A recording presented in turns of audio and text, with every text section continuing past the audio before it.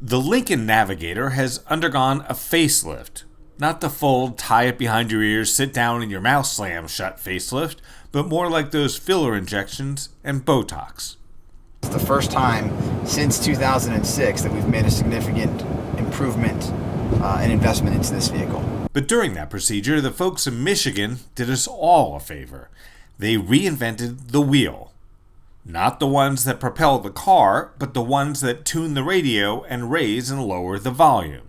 If I pause right here, I can hear the audience say, hallelujah. This is something that we take very seriously on Lincoln, is that we are a brand that listens to our consumers. And we had experimented with some very forward technology with sliding and with a lot of emphasis only on the touchscreen. And our consumers said, hey, we want knobs. We like the knobs for certain things. And so we brought the knobs back. We brought them back for the air conditioning and the heating, so all of your climate control. We brought them back for any of your sound and stereo.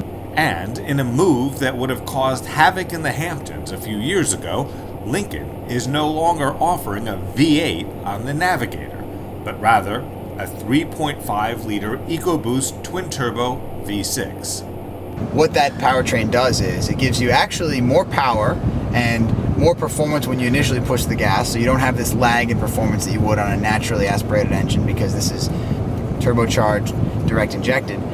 And you also get the benefit, because it's a smaller displacement, of having better fuel economy. So this vehicle will have best-in-class fuel economy. But in a 207-inch long vehicle for the regular wheelbase, or 222 inches for the L version, fuel economy is relative. So we're talking about 16, 22 for a combined of 18. And while the times may be changing at Lincoln, it could be hard to figure out. They've done away with the analog clock at the top of the center stack.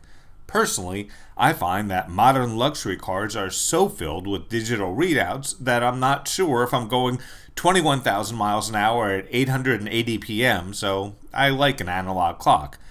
Other people find those clocks as old-fashioned as an AOL email address.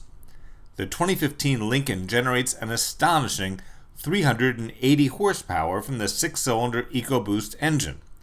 Lincoln flew real-world test drive down to Lexington, Kentucky, and since this is a first look at the 2015 Navigator, we don't have a reliable 0 to 60 time to give you, but it felt as if it had plenty of power on a variety of roads. We feature something on this vehicle called Lincoln Drive Control, which is our continuously controlled damping. So there are actually 3 modes you can set. You can set a normal mode for your suspension, or you can set a sport mode that brings you down a little lower and is a little tighter and allows you to take corners a little more aggressively. And then we've got more of a comfort mode too that is a little softer of a ride. The base price for the 2015 Navigator is $62,475, including destination and delivery.